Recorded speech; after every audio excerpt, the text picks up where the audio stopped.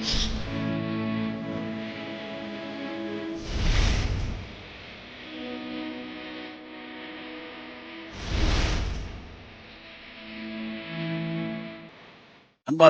இயேசு கிறிஸ்துவின் பரிசுத்தமுள்ள நாமத்தில் உங்கள் அனைவருக்கும் என் அன்பின் வாழ்த்துக்கள். கர்த்தருக்கு மகிமை உண்டாகட்டும்.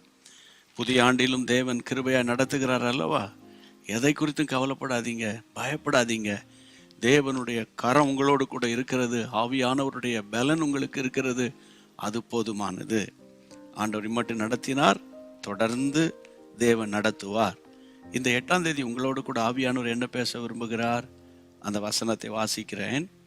எபேசியருக்கு எழுதின நிருபத்தில் 4ஆம் அதிகாரத்தில் 13ஆம் வசனம்.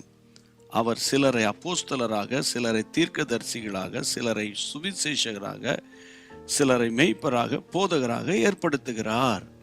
என் அன்பு கர்த்தருடைய பிள்ளைகளை, பரிசுத்தாவின் அபிஷேகத்தில் நம்ம நிரப்பப்பட்டு ஜெபிக்கும் போது ஏதோ கொஞ்சம் அந்நிய பாஷை பேசிட்டு கர்த்தரை ஸ்தோத்திரம் பண்ணிட்டு அப்படியே நம்முடைய வாழ்நாட்களை முடித்து கொள்வது தேவ சித்தம் அல்ல.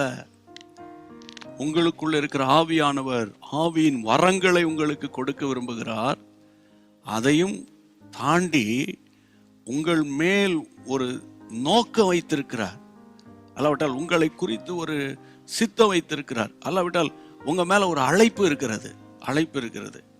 யோசித்து பாருங்களேன், 139 கோடி ஜனங்கள் மத்தியில உங்களை என்னை கத்த தெரிஞ்சிருக்கிறார்னா சும்மா காரணம் இல்லாமலா? இங்கே பாருங்க, சபையின் பக்தி விருத்திக்காக தான் பரிசுத்தாவின் அபிஷேகம் ஒவ்வொரு மேல் ஊற்றப்படும் போது அதில் சிலரை ஆண்டவர் அப்போஸ்தலராக, தீர்க்கதரிசிகளாக, சுவிசேஷகராக, மேய்ப்பராக, போதகராக ஏற்படுத்துகிறார். அப்போ இதிலிருந்து நம்ம கற்றுக்கொள்ள வேண்டிய பாடம் என்னன்னு கேட்டா, பரிசுத்த ஆவியானவர் உங்களுக்கு ஒரு தரிசனத்தை கொடுப்பார். எதுக்காக நான் உன்னை அழைச்சேன், எதுக்காக அபிஷேகம் பண்ணேன், எதுக்காக இந்த சர்ச்சில் உன்னை வச்சிருக்கிறேன், எதுக்காக இந்த சிட்டியில் உன்னை வச்சிருக்கிறேன், இந்த ஊரில் இந்த கிராமத்தில் வச்சிருக்கிறேன். சரியா? அப்போ உங்களுக்கு ஒரு தரிசனம் வேணும். இந்த ஆண்டின் துவக்க காலங்களில் இதை நீங்கள் ஆண்டவர்கிட்ட கேட்டு பெற்றுக்கொள்ளணும். அப்புறம் உங்கள் மேலே ஒரு அழைப்பு இருக்கும், அதை நீங்கள் கண்டுபிடிக்கணும். என்ன பிரதர் சொல்கிறீங்க, அனுதினமும் கஷ்டத்துலையும் போராட்டத்திலும் போய்கிட்டு இருக்கிறேன், இதெல்லாம் நீங்கள் பெரிய பெரிய ஊழியக்காரன்கிட்ட பேசினா பரவாயில்ல. உங்களை அற்பமாக நினைக்காதீங்க. அதாவது எளியவனை குப்பையிலிருந்து உயர்த்தி ராஜாக்களோடு உட்கார பண்ணுகிறார். பலவான்களை வெட்கப்படுத்தும்படி தேவன் பலவீனமானவர்களை தான் தெரிந்து கொள்ளுகிறாரு. ஞானவான்களை வெட்கப்படுத்தும்படி உலகத்தில் பைத்தியமான ஆட்களை தான் தெரிந்து கொள்றாரு. அதனால காலங்கள் பொன் போன்றது.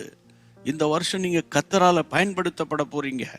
உங்களுக்குள்ள இருக்கிற அபிஷேகத்தை அனல் மூட்டி, ஆண்டவரே என் மேல நீங்க வைத்திருக்கிற நோக்கத்தை, அந்த தரிசனத்தை நான் அடையணும், அதுக்கு ஆவியானவர் எனக்கு அனுக்கிரகம் பண்ணணும் என்ற நோக்கத்தோடு நீங்க ஜெபிக்க ஜெபிக்க ஜெபிக்க உங்களை அறியாத ஒரு பாரம் உங்களுக்குள்ள உண்டாகும். பாரம் வரும். எந்த நோக்கத்துக்காக தெரிந்து கொண்டாரோ அந்த பாரம் உங்க உள்ளத்துல பரிசுத்த ஆவியானவர் வைப்பாரு. அந்த பாரத்தை சொல்லி சொல்லி சொல்லி ஜெபிச்சிங்கன்னா அடுத்தடுத்த காரியங்கள் கர்த்தர் செய்வார். ஆமேன். அப்போதான் தரிசனம் நிறைவேறும். நீங்க உங்களுக்கும் ஆசீர்வாதமா இருப்பீங்க, நீங்க மற்றவங்களுக்கும் ஆசீர்வாதமா இருப்பீங்க. சரியா? இந்த கிருபைகளுக்காக இப்போ நான் ஜெபம் பண்ண போறேன். நீங்க ஒரு சாதாரணமான மனிதனா இருக்கலாம், அசாதாரணமான அற்புதங்களை செய்கிற பிள்ளையாய் மாறுவீங்க. கர்த்தருக்குள்ள விசுவாசிங்க. ஜெபிக்கலாமா? எங்கள் பரிசுத்தமுள்ள நல்ல தகப்பனே, இந்த விசேஷித்த ஜனவரி 8ஆம் தேதியில ஆண்டவரே, உம்முடைய பிள்ளைகளுக்குள்ளே ஆண்டவரை நீர் வைத்திருக்கிற தரிசனம், நோக்கம், இதை கற்றுக்கொள்வதற்கு, பெற்றுக்கொள்வதற்கு, ஆண்டவரே பிரகாசிப்பதற்கு, ஆவியானவரே அனுதினமும் உம்மோடு கூட நடக்கணுமே. அப்படிப்பட்ட கிருபைகளை உம்முடைய பிள்ளைகளுக்கு நீர் கொடுக்கிறதற்காக ஸ்தோத்திரம். யார் யாரெல்லாம் என்னோட கூட சேர்ந்து ஜெபிக்கிறாங்களோ இந்த கிருபை நீர் கொடுத்துருங்க. குடும்பத்துல தேவ பிரசன்னம் வரட்டும். சோர்வு, அசதி, கவலை, பயம், மயக்கம், அந்தகார கிரியைகள் எல்லாவற்றையும் துரத்தி ஜெபிக்கிறேன். தேவ மகிமை உம்முடைய பிள்ளைகளோடு கூட இருக்கட்டும். அப்பா, உம்முடைய வருகைக்கு உம்முடைய பிள்ளைகளை ஆயத்தப்படுத்தும்.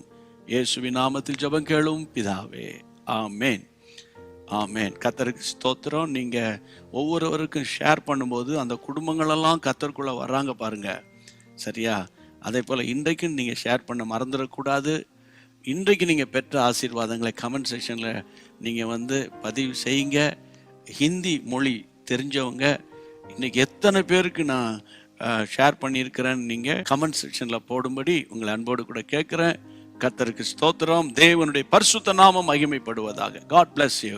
அன்பான தேவனுடைய பிள்ளைகளே, இச்செய்தி உங்களுக்கு மிகுந்த ஆசீர்வாதமாக இருந்ததென்று நாங்கள் நம்புகிறோம். தொடர்ந்து எங்கள் செய்திகளை கேட்டு கர்த்தருக்குள் ஆசீர்வதிக்கப்பட ஜீசஸ் மீட்ஸ் மினிஸ்ட்ரீஸ் என்கிற எங்கள் யூடியூப் சேனலை சப்ஸ்கிரைப் செய்யுங்கள்.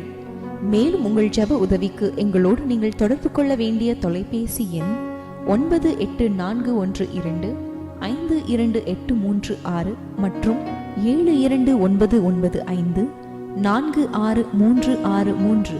Email gpsrobinson@hotmail.com. கர்த்தர் உங்களை ஆசீர்வதிப்பாராக.